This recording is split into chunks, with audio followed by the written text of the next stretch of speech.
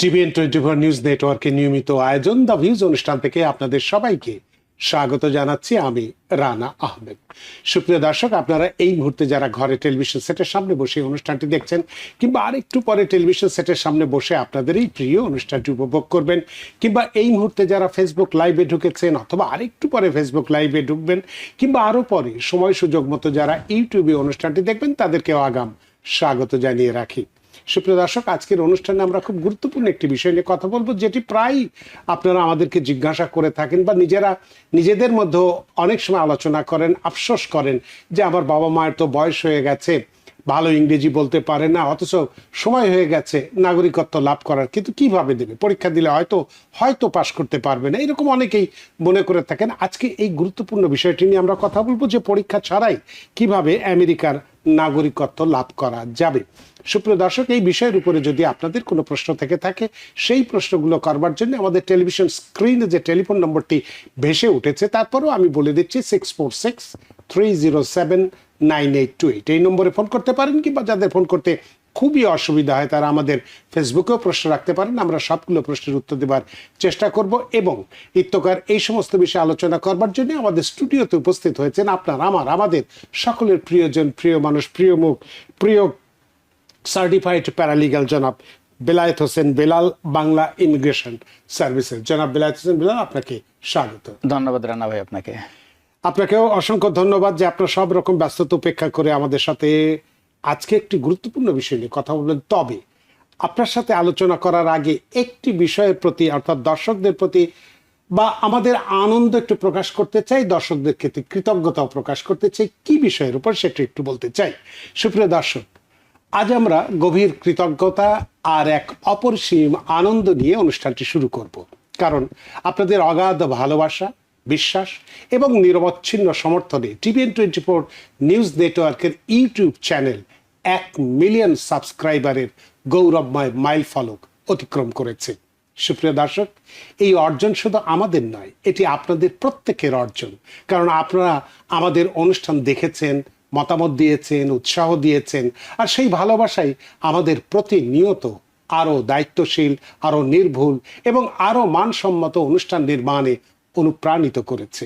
আমরা বিশ্বাস করি এই দীর্ঘ পথ চলায় আমাদের নিরলস পরিশ্রমের সাথে আপনাদের অকৃত্রিম ভালোবাসার মিলনেই আজকের এই সাফল্য সম্ভব হয়েছে।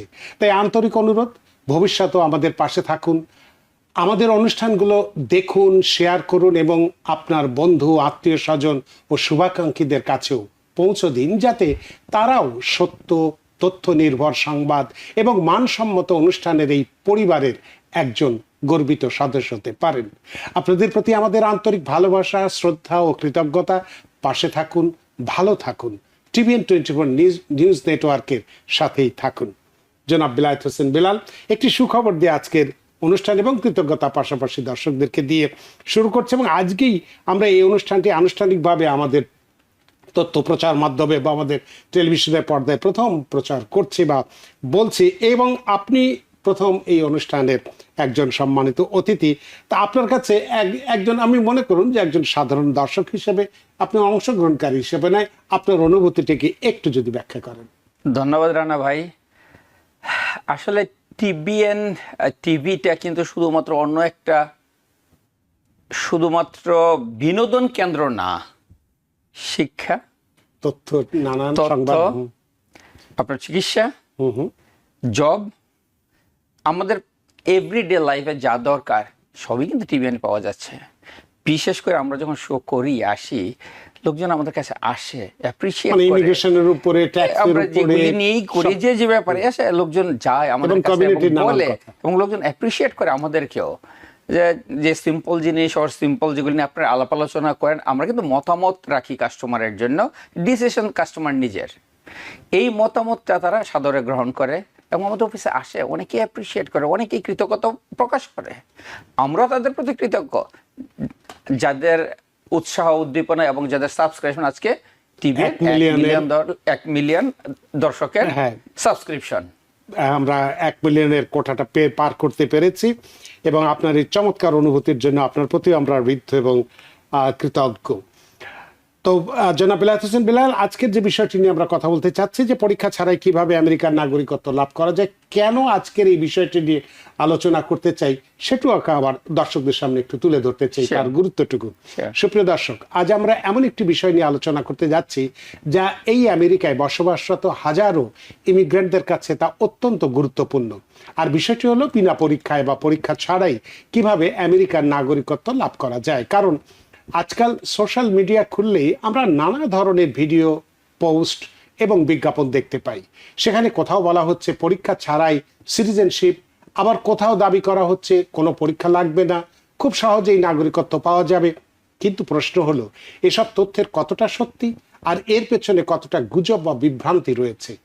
আসলে আমেরিকার ইমিগ্রেশন আইন সবার জন্য এক নয়। নাগরিকত্ব পাওয়ার ক্ষেত্রে কিছু নির্দিষ্ট আইনি বিধান রয়েছে, যেখানে বিশেষ পরিস্থিতিতে কিছু আবেদনকারী ইংরেজি বা সিভিক্স পরীক্ষায় ছাড় পেতে পারেন।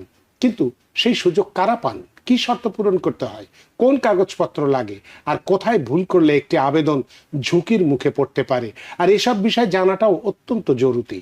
তাই আজকের এই অনুষ্ঠানে আমরা চেষ্টা করব নাগরিকত্ব আইনের বাস্তবতা এবং সঠিক তথ্যের আলোকে পুরো বিষয়টি পরিষ্কারভাবে তুলে ধরতে। কারণ আপনার একটি ভুল সিদ্ধান্ত, একটি ভুল তথ্য কিংবা একটি ভুল পরামর্শ আপনার বহু বছরের স্বপ্নকে অনিশ্চয়তার মুখে ঠেলে দিতে পারে।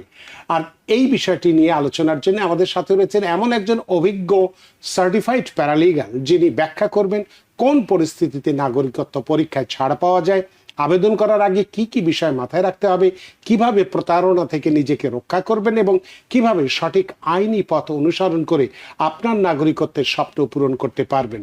তাই আজকের এই অনুষ্ঠানের আলোচনার মধ্যে দিয়ে একটি সঠিক তথ্য হয়তো আপনার পরিবারের কিংবা আপনার পরিচিত কারো জীবনের একটি গুরুত্বপূর্ণ সিদ্ধান্তকে সহজ করে দিতে পারে। তো দর্শক, চলুন শুরু করা যাক আজকের মূল আলোচনা, পরীক্ষা ছাড়াই কিভাবে আমেরিকার নাগরিকত্ব লাভ করা যায়। জনাব বিলায়েত হোসেন বিলাল, আজকের অনুষ্ঠানের যে বিষয়টি আমরা নির্ধারণ করছি তার গুরুত্বটা একটু তুলে ধরেছে। এখন আপনার কাছে একসাথে বেশ কয়েকটি প্রশ্ন আমি করে রাখতে চাই, যাতে আপনার উত্তর দিতে সুবিধা হয়। সেটি হচ্ছে যে এই যুক্তরাষ্ট্রের আইনে কারা নাগরিকত্ব পরীক্ষায় ছাড় পেতে পারেন বা পাওয়ার যোগ্য, কোন কোন ধরনের পরীক্ষা থেকে ছাড় দেওয়া হয়। কারণ আমরা জানি অনেকগুলো পরীক্ষা হয়, সাধারণ নিয়মে ইংরেজি, সিভিক্স, নাকি উভয় বা অন্য কোনো কিছু আছে কিনা, 50-20 এবং 55-15, এই যে নিয়ম আসলে কি, এগুলো আসলে কি, এগুলো একটু বুঝাবেন। এবং 65 বছর 65 যে এজ, যেটাকে বয়সীদের জন্য কি আলাদা কোনো সুযোগ সুবিধা রয়েছে কিনা, এতগুলো প্রশ্ন একসাথে আপনাকে করলাম যাতে আপনি নিরবিচ্ছিন্নভাবে প্রশ্নগুলোর উত্তর দিতে পারেন। জনাব বিলায়েত হোসেন বিলাল। ধন্যবাদ রানা ভাই। আপনার প্রথম প্রশ্ন ছিল 50-20। ওকে, দর্শকদের উদ্দেশ্যে যদি বলতে চাই, 50-20টা এক্সপ্লেন। আমাদের আব্বা আম্মা, দাদা দাদি, নানা নানি অথবা বয়স্ক কেউ অথবা এনি রিজনে উনি ইংরেজি পারেন না, উনি ইংরেজি বলতে পারবেন না বা বুঝেন না বা পড়তে পারেন না, ওনার এই দেশের স্থায়িত্বকাল 20 ইয়ার্স হয়ে গেছে, ওনার বয়স 50, গত 20 ইয়ার্স যাবৎ উনি এই দেশে থাকেন। ওকে, যদি 20 ইয়ার্স কেউ এই দেশে থাকে, সেক্ষেত্রে উনি যেটা করতে পারবেন, ইংরেজি পরীক্ষা দেওয়া ছাড়া উনি এই দেশের নাগরিকত্ব পেতে পারেন। বাট সিভিক্স পরীক্ষা ওনাকে দিতে হবে, সেটা উনি ইন্টারপ্রেটারের মাধ্যমে, গভর্নমেন্ট ইন্টারপ্রেটার দিবে। মানে সে যদি ইংরেজি নাও জানে তার নিজের ভাষাতে, আমাদের বাংলাদেশি কমিউনিটি ভাষা এই জায়গায় দুভাষী থাকবে, গভর্নমেন্ট দুভাষী আপনার জন্য, যার পরীক্ষা হবে ওনার জন্য দুভাষী গভর্নমেন্ট অ্যাপয়েন্ট করবে, উনি বাংলায় বলবে, দুভাষী এক্সামিনারকে ইংরেজিতে এক্সপ্লেন করে দিবে। সো এটা হচ্ছে আপনাদের প্রথম কোশ্চেনের অ্যান্সার। 50-20, বয়স 50 এবং নাগরিকত্ব হয় নাই এখনো, গ্রিন কার্ডের মেয়াদ আছে, এই দেশে আসছে উনি 20 ইয়ার্স। একটা জিনিস আছে শুধুমাত্র, গত 5 বছরের মধ্যে কিন্তু 6 মাসের ওভার দেশের বাইরে থাকা যাবে না। আচ্ছা, সব ঠিক আছে, আপনি 20 বছরই এই দেশে আসেন, সময় গত বছর আর তার আগের বছর আপনি 7 মাস দেশে ছিলেন, তাহলে কিন্তু এলিজিবিলিটি থাকবে না। 15 বছর আগেরটা বাদ, লাস্ট 5 ইয়ার্সের মধ্যে মোর দেন 5 ইয়ার্স দেশের বাইরে স্টে করা যাবে না, তাইলে উনি, এটা হচ্ছে একটা শর্ত। আচ্ছা, এবার যদি সেকেন্ড হয় আপনার, যেটা ছিল আপনার 55-15, কারো বয়স 55 এবং উনি আছেন এই দেশে 15 বছর যাবত, উনিও ইংরেজি পরীক্ষা দেওয়া ছাড়া উনি করতে পারবেন বাট ওনাকেও সিভিক্স পরীক্ষা দিতে হবে নিজের ভাষায়, বাংলায় উনি দিতে পারবেন, যেহেতু আমরা বাঙালি আমরা বাংলা ভাষায় দিতে পারবো। সেম থিং গভর্নমেন্ট আপনাকে ইন্টারপ্রেটার দিবে, আপনি বাংলায় বলবেন, ইন্টারপ্রেটার সেটা ইন্টারপ্রেট করে দিবে। ওনার ক্ষেত্রে same thing, atleast last 5 years more than 6 month দেশের বাইরে থাকা যাবে না। এটা হচ্ছে আপনার সেকেন্ড 15 65-এর দুইটা আছে। একটা হচ্ছে 65-এর সাথে যদি 20 ইয়ার্স হয়, লেটস এক্সাম্পল কারো বয়স 65 এবং উনি 20 ইয়ার্স এর জায়গায় আছেন, উনি ইংলিশ পারেন না, ওনার ইংরেজি পারতে হবে না, ইংরেজিতে ওনার পরীক্ষা হবে না, ওনার ইংরেজি পরীক্ষা দিতেই হবে না, পরীক্ষাই লাগবে না, বাট সিভিক্সটা লাগবে, সেম উনিও দোবাসী পাবেন। এটা হচ্ছে ইন জেনারেল। নাও ডিফিকাল্টিস, কারো বয়স কোনো কারণে 65 হইতে হবে, 50 হইতে হবে, 40 হইতে হবে তা না, কোনো ডিফিকাল্টিস আছে। আপনি কোনোভাবেই কথা মনে রাখতে পারেন না, আপনি কথা বললে কথা আপনি বুঝেন না, সেরকম যদি আপনার কোনো ডিফিকাল্টিস থাকে, আপনি শারীরিক অসুস্থতা যদি আপনার থাকে, যে কারণে আপনি আইদার কেউ কিছু বললে আপনি বুঝেন না অথবা আপনি মনে রাখতে পারেন না, এরকম যদি কারো ডিফিকাল্টিস থাকে, তারাও পরীক্ষা ছাড়া পারবে। সেম থিং আপনার সাথে ইন্টারপ্রেটার থাকবে, সেটা আপনার নিজস্ব লোকই কিন্তু প্রমাণ করবে কিভাবে যে তার এই ধরনের অসুস্থতা আছে। এই তো ইজি পরীক্ষা প্রমাণ করা। আপনি কন্টিনিউ যে ডাক্তারের কাছে যাচ্ছেন, এই ডিফিকাল্টিসের জন্য আপনার অনেক এক্সাম ছিল কত বছর, আপনি অনেক বছর বিভিন্ন মেডিসিন নিয়ে যাচ্ছেন। এমন না যে আপনি যাবেন আর কাউকে বলবেন ইমিগ্রেশন অফিসারকে যে ভাই আমি মনে রাখতে পারি না, তা না। আপনার একাধিক এক্সাম ডেফিনেটলি, আপনার যে প্রাইমারি কেয়ার থাকবে তার কাছে আপনার টেস্ট থাকে, সে আপনাকে মেডিসিন দিচ্ছে, প্রাইমারি কেয়ার, তারপর আপনার কোথায় পাঠাবে, স্পেশালিস্টের কাছে, স্পেশালিস্ট সে তার স্পেশাল টেস্ট করবে, যে টেস্টের রেজাল্ট আসবে ইয়েস আপনার ডিফিকাল্টিস আপনি কোনোভাবেই মনে রাখতে পারেন না বা আপনি বুঝতে পারেন না, আপনার ব্রেন কুলায় না, সেটা আপনি নিতে পারেন না।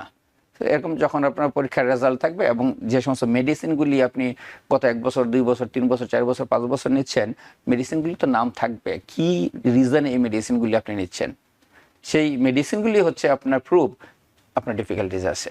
তাহলে সেক্ষেত্রে ধরুন যে সেই ক্ষেত্রে চিকিৎসকের কোন ধরনের সার্টিফিকেট বা ফর্ম জমা দিতে হয় এটা আপনার কাছে থাকবে। তবে অনেকক্ষণ ধরে দর্শক অপেক্ষা করছেন, তাদের টেলিফোনগুলো নিয়ে নিতে চাই।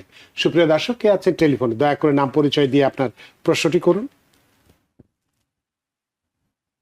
হ্যালো হ্যালো, আসসালামু আলাইকুম। ওয়াসলাম। হ্যাঁ বিলাস ভাই, আপনাদের TVN 24 এর সাথে অনেক অনুষ্ঠানে আমি দেখি বা সংযুক্ত হয়।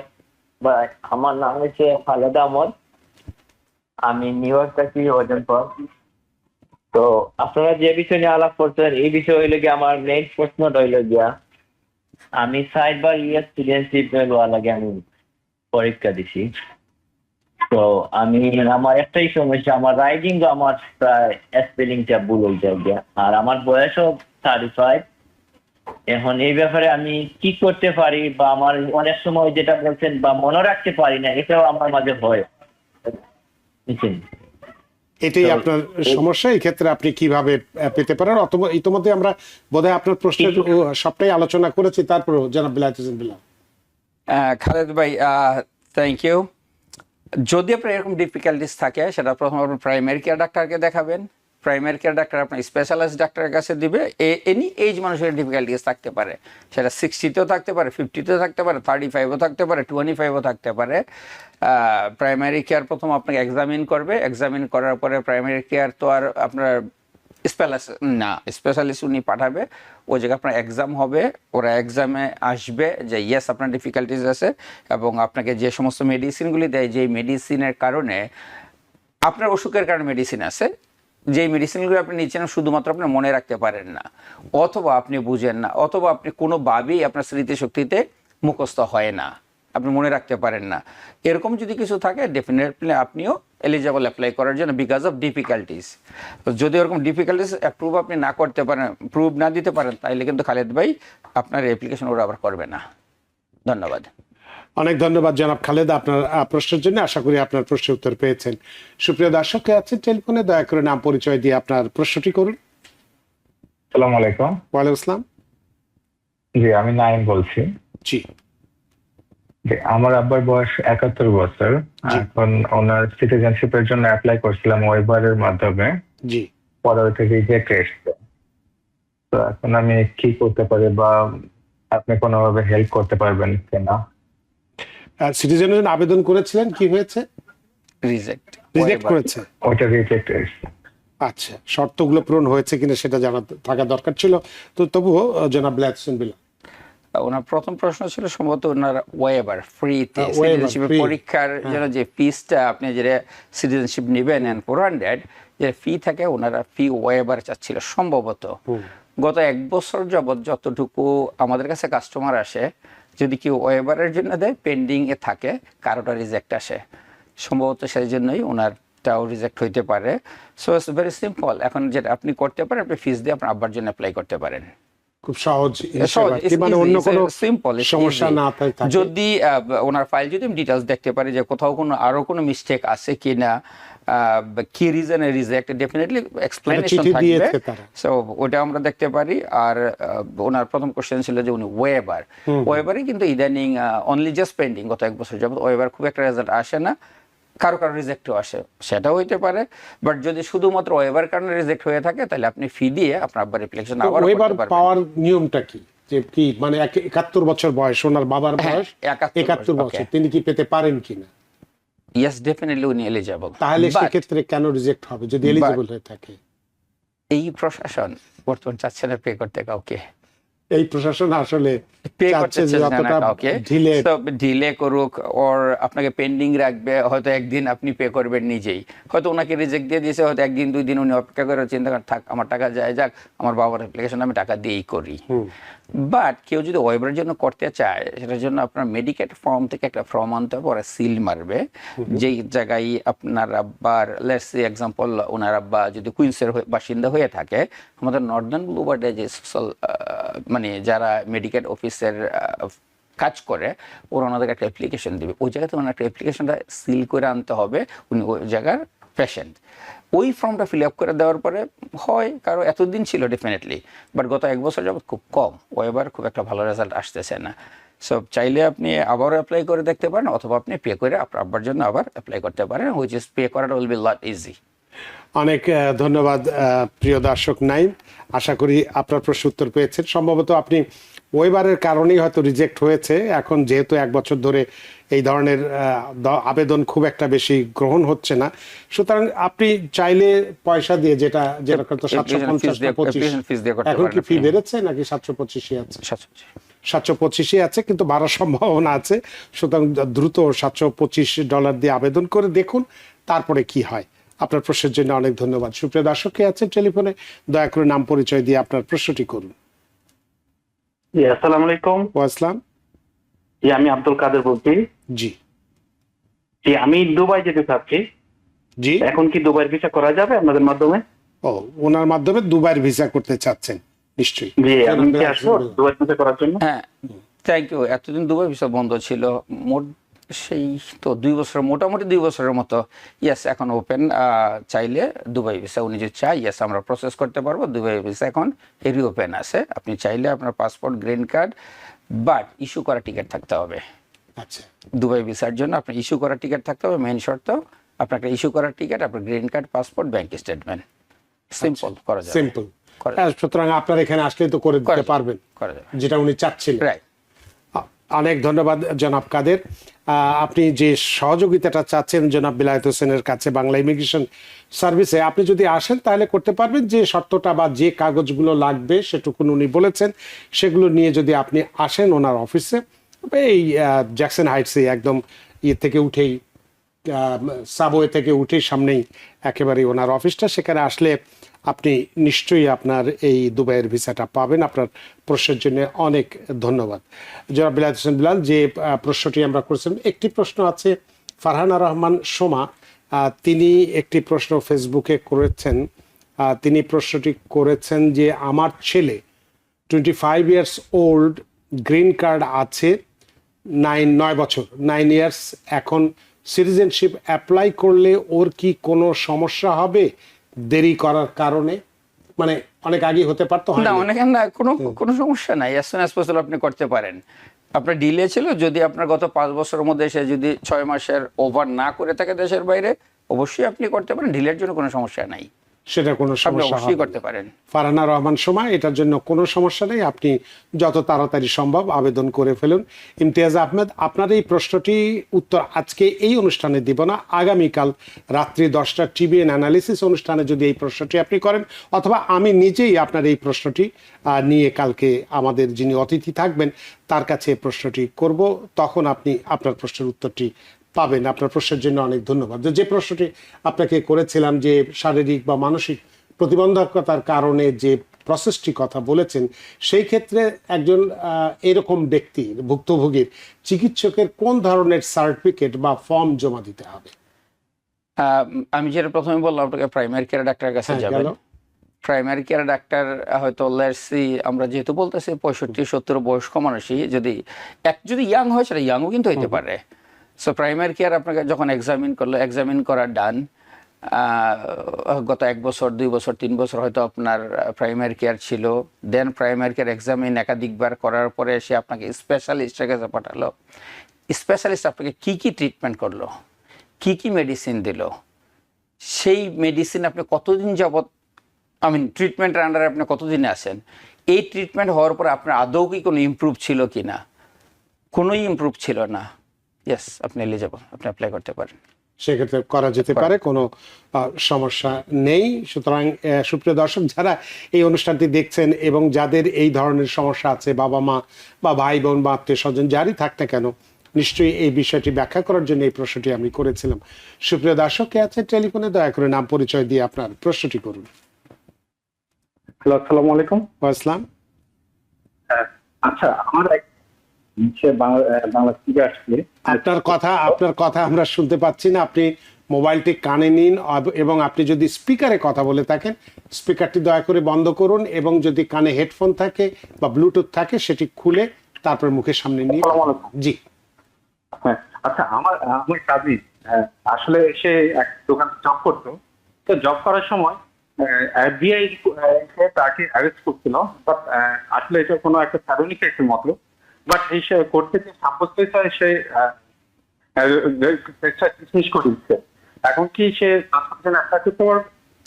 আপনি একটু লাইনে থাকবেন, আপনার সব কথা আমি শুনিনি। বিলাল, আপনি কি শুনেছেন? আমি কিছু বুঝতে পারি নাই। আপনি ব্লুটুথটা খুলুন দয়া করে, আপনার কান থেকে যদি স্পিকারটি বন্ধ করুন, ব্লুটুথ বা হেডফোন বন্ধ করুন। জি, আমার কাজী, জি, সে দোকানে কাজ করতো। হ্যাঁ, দোকানে কাজ করার সময় এসে তাকে অ্যারেস্ট করছে। আপনার কাজের দোকানে কাজ করতো, এফবিআই এসে তাকে অ্যারেস্ট করে। আর এটা উইটনেস, এটা হচ্ছে সিবিডি। ওই জন্য ওরা যে কেসটা ছিল সেটা ডিসমিস হয়ে গেছে। সেইটা এখন 500 টাকা অ্যাপ্লাই করতে পারবে? না, আপনার কথা আমরা ঠিক বুঝতে পারিনি, আমি ঠিক বুঝতে পারছি না। এফবিআই অ্যারেস্ট করছে, তারপরে কি? হ্যাঁ, এফবিআই অ্যারেস্ট করেছে, কিন্তু তার কি রিজন ছিল কি? তার নামে একটা ফেলোনি কেস হয়েছিল। ফেলোনি কেসটা এখন ডিসমিস কোর্ট থেকে। এখন কি সে 500 টাকা অ্যাপ্লাই করতে পারবে? ফ্যামিলি কিছু না বলতেছে, ফেলোনি কেসে পড়েছে বা এই ধরনের কিছু। আপনার প্রশ্নটি আমরা ঠিক বুঝতে পারছি না। আপনি আগামীকাল রাত 10টার সময় দয়া করে প্রশ্ন করুন, একজন অ্যাটর্নি থাকবে, তার কাছ থেকে আমরা আইনি বিষয়গুলো ব্যাখ্যা নিতে পারবো। আপনার এই প্রশ্নের জন্য ধন্যবাদ। তবে কালকে আগামীকাল রাত 10টায় টিবিএন অ্যানালিসিস অনুষ্ঠানে আপনার এই প্রশ্নটি করবেন, এবং আপনি যদি এই নেটওয়ার্কের বাইরে থাকেন, যদি মোবাইল দিয়ে বোধহয় কথা বলছেন, নেটওয়ার্ক না থাকার কারণে আমরা আপনার কথাটা শুনতে পাচ্ছি না, এই জন্য এই অনুষ্ঠানে আপনার উত্তরটি দিতে পারছি না বলে দুঃখিত। আমরা একটি বিরতিতে যেতে চাই, বিরতির পরে এসে এ বিষয়ে আরো অনেক প্রশ্ন আছে, সেগুলো করতে চাই। সুপ্রিয় দর্শক, খুব গুরুত্বপূর্ণ বিষয় নিয়ে আমরা কথা বলছি। আমাদের অনেকেরই এই সমস্যা আছে, পরীক্ষা ছাড়াই আমরা কিভাবে আমেরিকার নাগরিকত্ব লাভ করব, এই বিষয়টি নিয়ে আরো অনেক প্রশ্ন করতে চাই। তবে একটা বিরতির পরে এসে এগুলো নিয়ে আলোচনা করব। সুপ্রিয় দর্শক, নিচ্ছে একটি ছোট্ট বিরতি, সে পর্যন্ত আমাদের সাথেই থাকুন। সুপ্রিয় দর্শক, বিরতির পর ফিরে এলাম আপনাদের প্রিয় অনুষ্ঠান দ্য ভিউজে।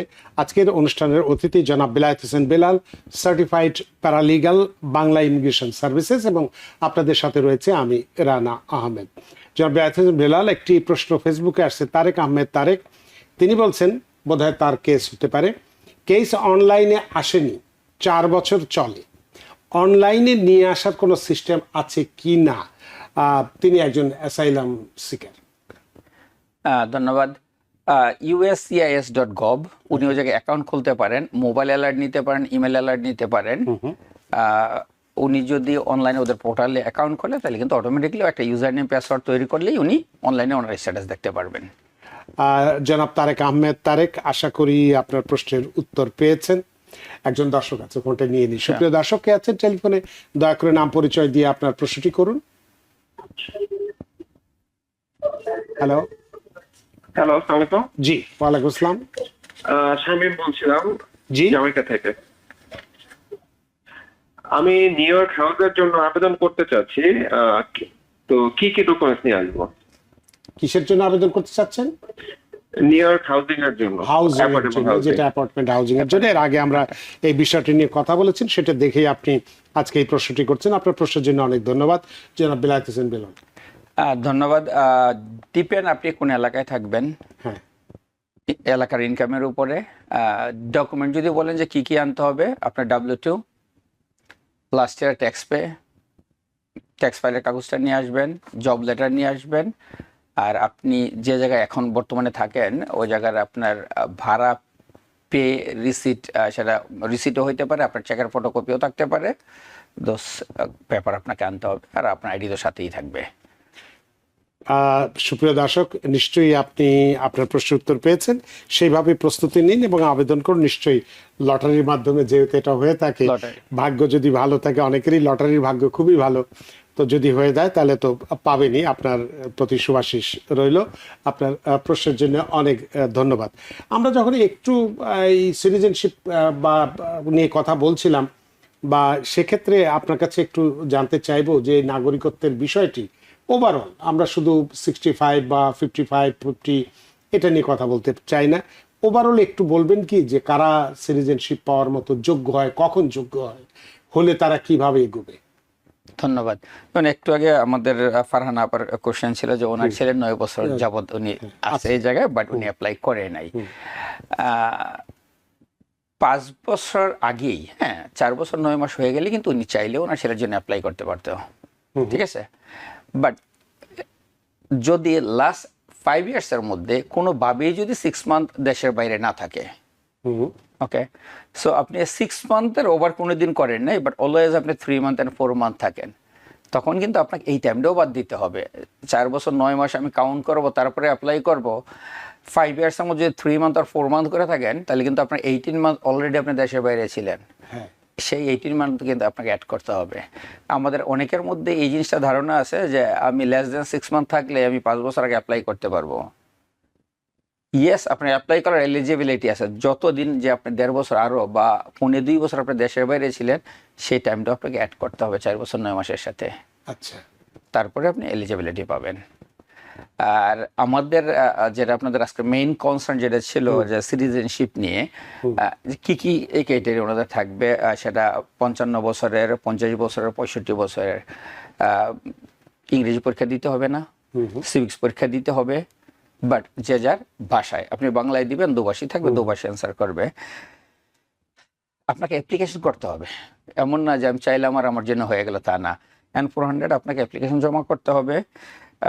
আপনার যে সমস্ত ডকুমেন্ট থাকবে, আত্মীয় স্বজনের ইনফো, ফর্ম ফিল আপ করার জন্য যেগুলি দরকার ওগুলো আপনাকে ফিল আপ করতেই হবে। তারপরে আপনার নৈতিক চরিত্রের যে মোরাল ক্যারেক্টার যাকে বলে, যে কোথাও আপনার এরকম কিছু ছিল না যেটা আপনার ইম্প্যাক্ট পড়বে আপনার সিটিজেনশিপে, এটা করতে হবে। আর হচ্ছে আপনার সিভিক্স পরীক্ষা যদি আপনার দিতে হয়, সেটা তো ইন্টারপ্রেটার থাকবে, ইন্টারপ্রেটার মাধ্যমে আপনি দিবেন। দিস হচ্ছে আপনার স্বাভাবিক প্রক্রিয়া। এবং আরেকটা বিষয় আছে যে আপনি অসুস্থ হন আর যাই হন, যদি হুইল চেয়ারে হয় তাহলে আপনাকে সশরীরে উপস্থিত হতে হবে। আপনি হয়তো বাংলায় বলবেন, ইন্টারপ্রেটার আপনার পরিবর্তে ইংরেজিতে বলে দিবে, আপনাকে যেতে হবে ওই জায়গায়। মানে অনলাইনে পরীক্ষা দেওয়ার কোনো সুযোগ নেই যদি কেউ মনে করে থাকে। সময় ছিল, এখন তার এটা নাই, এখন তাহলে সেক্ষেত্রে ইন পারসন হিসেবে যেতে হবে। তো আপনি একটু আগে আবেদনের কথা বললেন, তো আপনার অভিজ্ঞতার আলোকে একটু জানতে চাই। আপনার কাছে অনেকেই হয়তো আসে, কেউ আসে অনেক ঘাত প্রতিঘাত হয়ে, অর্থাৎ ভুল টুল করে, নানান কিছু করে শেষ মুহূর্তে অনেকে আসে, আবার অনেকে প্রথমেও আসে। তো এই ধরনের আবেদনের ক্ষেত্রে আমরা সাধারণত কি রকম বা কি ধরনের ভুলগুলো করে থাকে যদি একটু বলেন, যাতে যারা আপনার মুখ দিয়ে শুনে যারা আবেদন করবে তারা যেন ভুল না করে সঠিকভাবে পূরণ করতে পারে। মেজরিটি ভুলগুলি আসে আপনার কোনো একবার উনি লাস্ট 5 ইয়ার্স এর মধ্যে মোর দেন 6 মান্থস উনি জানে না, হ্যাঁ, ঠিক আছে। অ্যাপ্লিকেশনের মধ্যে যে ইয়েস নো থাকে, আইদার আপনি ইয়েসও দেন নাই, নো দেন নাই। এখন ইমিগ্রেশন জানতে চাচ্ছে এই অ্যাপ্লিকেশনের মধ্যে আপনি ইয়েসও দেন নাই, নো দেন নাই, মানে 6 মান্থের ওভার স্টে ছিল কিনা। সামহাউ আইদার বাই মিস্টেকলি হোক আর উইলিংলি আপনি স্কিপ করে গেলেন, সেদের এই অ্যাপ্লিকেশনটা কাজ করবে না। সে আপনাকে একটা চিঠি পাঠাবে, আবার লেংদি হচ্ছে। আপনার আনুষঙ্গিক যে সমস্ত ডকুমেন্ট লাগবে সেটাও যদি আপনি না দেন, আপনার বাংলাদেশে বার্থ সার্টিফিকেট লাগবে, ঠিক আছে, সেটা আপনার ইংরেজিতে থাকতে হবে, আপনি সেটা দেন নাই। ম্যারেজ সার্টিফিকেট দিতে হবে, সেটাও আপনি প্রোভাইড করেন নাই। আপনার ছেলে মেয়ে যে অ্যাপ্লাই করবেন, বাপ মা ভাই বোন, তাদের জন্ম তারিখ, নাম সবই দিতে হয়। এগুলো যদি আপনি না দিয়ে সিম্পলি যদি করে ফেলতে চান নিজে নিজে, ভুলভ্রান্তির সম্ভাবনা অনেকটাই বেশি থাকে। বেটার হবে যে আপনি দেখেন যে আপনি কোন কোন ফর্মের পরে আপনি কি কি ফিল আপ করবেন, আপনার কোন পার্টটা মিসিং আছে। যদি নিতান্তই আপনার সমস্যা হয়, আপনি কারো হেল্প নেন, যারা ভালো জানে আপনার পরিচিত, তাদের কাছে আপনি হেল্প নিতে পারেন। অনেক ধন্যবাদ। আরো একজন দর্শক টেলিফোনে আছে, তাদের ফোনটি নিয়ে নিতে চাই। তার সুপ্রিয় দর্শক কে আছে টেলিফোনে, দয়া করে নাম পরিচয় দিয়ে আপনার প্রশ্নটি করুন। হ্যালো। হ্যালো, আসসালামু আলাইকুম। ওয়ালাইকুম আসসালাম। আমার প্রশ্ন তিনটি। জি করুন। প্রথম প্রশ্ন, জি।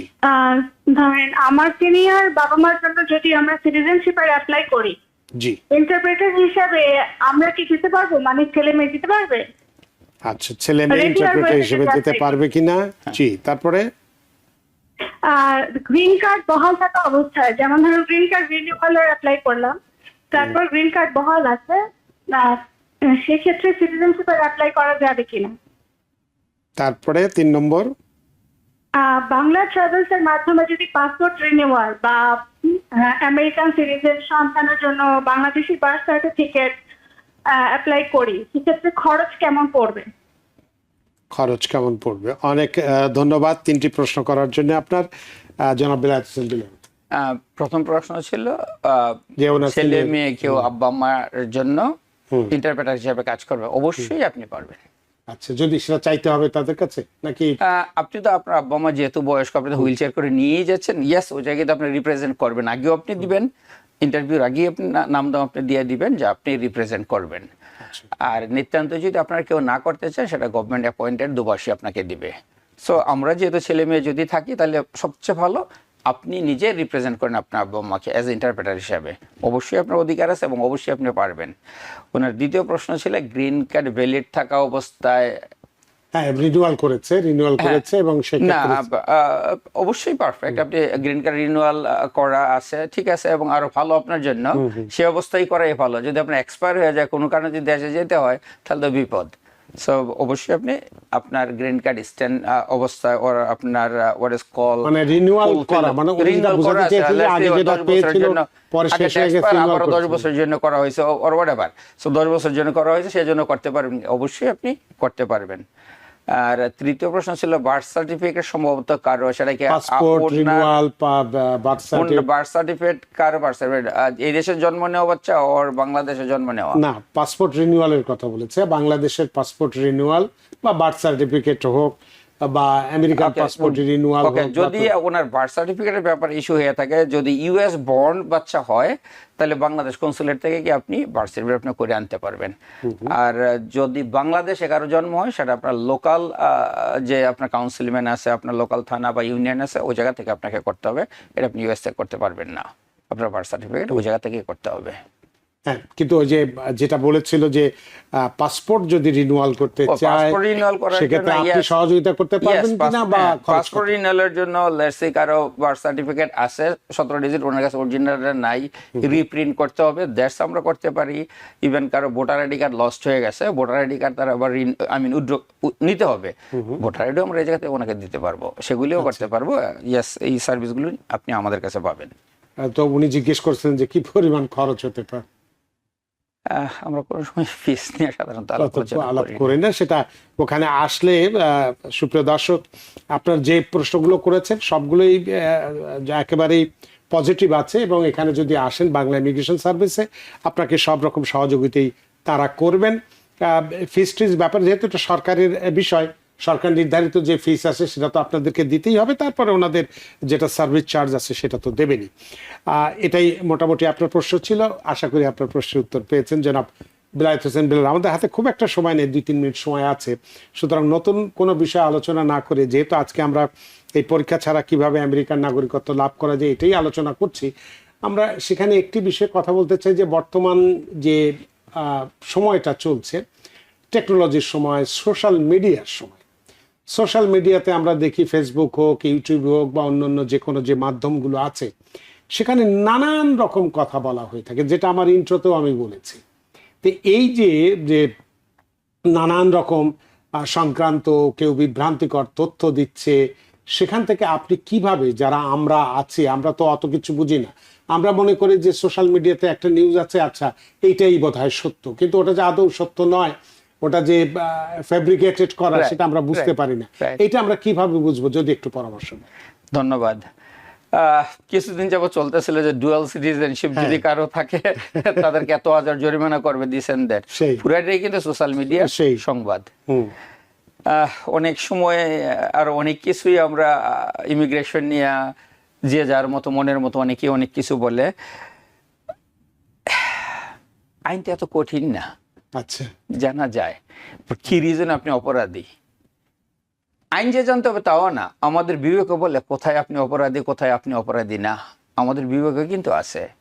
এটা হচ্ছে বিবেকের প্রশ্ন। বর্তমানে একটা জিনিস যেটা হচ্ছে, আগে কেউ যদি অ্যাসাইলাম করতো তাহলে কি হতো, আপনাকে 90 ডেজ পরে একটা চিঠি পাঠাইতো, আপনার ফিঙ্গারপ্রিন্ট দিতেন, আপনাকে ওরা একটা ওয়ার্ক অথরাইজেশন দিত, একটা সোশ্যাল সিকিউরিটি কার্ড দিত, তারপর আপনি হয়তো কাজ করতেন। বাট বর্তমানে যদি কেউ অ্যাসাইলাম করে তাদেরকে কিন্তু সেই সুযোগ দেওয়া হচ্ছে না। ইন্টারভিউ নিচ্ছে প্রথমে, তারপর আপনার পেন্ডিং থাকবে, হয়তো 90 ডেজ পর পর আপনাকে হাজিরা দিতে হচ্ছে। কোনো কারণে কেউ যদি হাজিরা কোনো কারণে যদি মিস করেন, সেটা অনেক ইম্পর্টেন্ট একটা জিনিস, যদি মিস করেন তাহলে কিন্তু ওয়ারেন্ট ইস্যু হয় আপনার নামে। আচ্ছা, হুইচ ইজ আমাদের পরিচিতের মধ্যেই এরকম একটা অ্যাক্সিডেন্ট ঘটে গেল। তো যদি কারো অ্যাসাইলাম করা থাকে এবং আপনার হাজিরা দেওয়ার কথা, নো ম্যাটার হোয়াট, যা হবে হবেই, হাজিরা যদি আপনি মিস করেন ওরা কিন্তু 1 to 3 আপনাকে পাবে। এখন কোশ্চেন কিভাবে পাবে, মোবাইলের যুগ, আপনার ফোনটা কোথায় আছেন, আপনি কোন জায়গায় আছেন, ওরা কিন্তু ট্রাস্ট করবে। যেমন উনি, ওনার অ্যাড্রেস ছিল, আমি যার কথা বলতেছি, ওনার অ্যাড্রেস ছিল এক জায়গায়, উনি থাকেন অন্য জায়গায়, ঠিকই ওই জায়গায় চলে আসে ওরা, ডেফিনেটলি মোবাইল ট্র্যাক করে ওরা চলে আসে। তো ওনার 1 সপ্তাহ আগেই ওনার ছিল শুধুমাত্র হাজিরা দেওয়ার কথা, সামহাও উনি ভুলে গেছে, হাজিরা দেয় নাই, অথবা উইলিংলি উনি যায় নাই, ভয়ে হইতে পারে। বাট কোশ্চেন ইজ, যদি এরকম কারো হয়, হাজিরা আপনাকে দিতেই হবে, সেটা আপনার রেজাল্ট যা হোক, হাজিরা আপনাকে দিতে হবে। সেটা আপনি যদি নিজে কোনো কারণে ভয় পান, আপনি কোনো লয়ারকে ধরেন, লয়ারের সাথে আপনি নিয়ে যান, সে আপনার জন্য ফাইট করবে, আপনার কোনো সমস্যা হবে না ইনশাল্লাহ। বাট হাজিরা যদি মিস করেন তখন কিন্তু অটোমেটিকলি আপনি ডিফল্টার, বিকজ আপনাকে যেটা দেওয়া হয়েছে সেটা কিন্তু কালিটা বেল্টের মতো, জামিনের মতো আপনি থাকলেন। যদি আপনি হাজিরা না দেন তাহলে কিন্তু অটোমেটিকলি আপনি ওয়ারেন্ট বা আপনার এগেইনস্টে কিন্তু কেস হয়ে যাচ্ছে যে আপনি পলাতক, আপনার তো হাজিরা দেওয়ার কথা। সো অনেকেই এই জিনিসটা ভয়ের কারণে হোক ওর অন্যভাবেই হোক নেগলেক্ট করেন, এটা যেন কেউ নেগলেক্ট না করে, হাজিরা কিন্তু অবশ্যই দিতে হবে।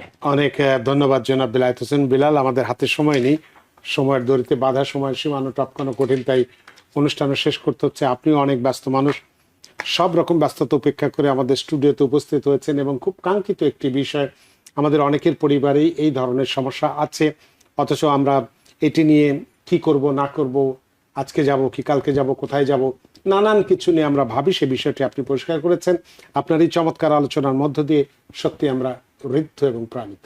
ধন্যবাদ রানা ভাই আপনাকে, ধন্যবাদ টিভিএনের সকল দর্শককে, আপনাকে আবারও ধন্যবাদ। সুপ্রিয় দর্শক, আজকে আমরা যে বিষয়টি নিয়ে কথা বলেছি, যে পরীক্ষা ছাড়াই কিভাবে আমেরিকার নাগরিকত্ব লাভ করতে পারবো, সেটি কারা করতে পারবো, কিভাবে করতে পারবো, কি নিয়ম নীতি আছে ইত্যাদি বিস্তারিত বিষয়ে আলোচনা করেছে। আশা করি আজকের অনুষ্ঠান আপনাদের যথেষ্ট ভালো লেগেছে। সুপ্রিয় দর্শক, যে যেখানেই থাকুন ভালো থাকুন, সুস্থ থাকুন, নিরাপদে থাকুন। থাকুন TVN 24 নিউজ নেটওয়ার্কের সাথেই। শুভ সন্ধ্যা। TVN 24 টেলিভিশন দেখতে আজই কল করুন 7187776556। লগ ইন করুন www.totalcablebd.com। নিউ ইয়র্ক থেকে সম্প্রচারিত TVN 24 টেলিভিশন বিশ্বজুড়ে বাঙালির কণ্ঠস্বর।